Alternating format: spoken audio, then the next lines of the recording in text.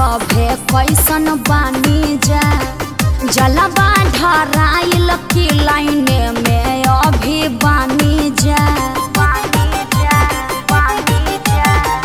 बोलिए जीजू रउआ सभे कैसन बानी जा जलवा ढराइल की लाइने में अभी बानी जा कवनो परेशानी नानू भइल ह सफर में कवनो परेशानी नानू भइल ह सफर में। अरे का कहिए साली सब अनर्थ हो गए। क्या हुआ जीजू? हमरो धनिया भैया के कनिया दोनों भूलैली देवा घर में साली हो दोनों भूलैली देवा घर। अरे वो कैसे?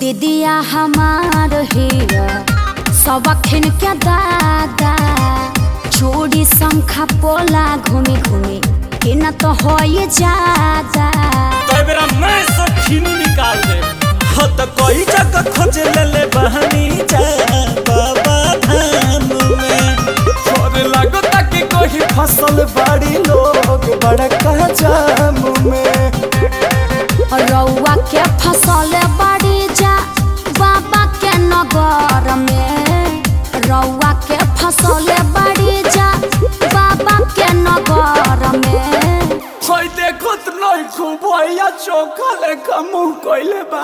आई हो दादा हमरो धनिया अंकुशवो के कनिया का दोनों भूलैली देवा घर में हे साली दोनों भूलैली देवा घर में।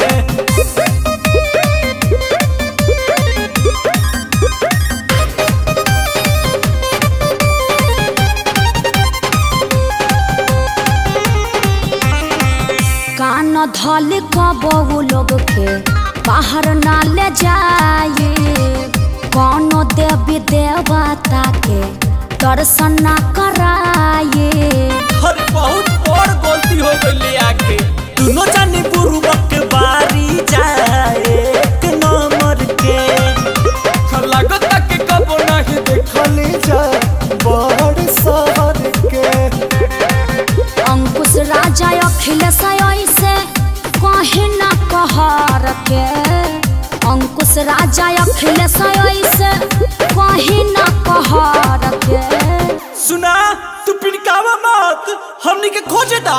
हाँ तरवा पिन की मत हमरो धनिया भैया के कनिया का दोनों भूलैली देवा घर में हे साली दोनों भूलैली देवा घर में। आज के बाद कभी ना लाऊं जाए। अच्छा तो हमके ले चलब।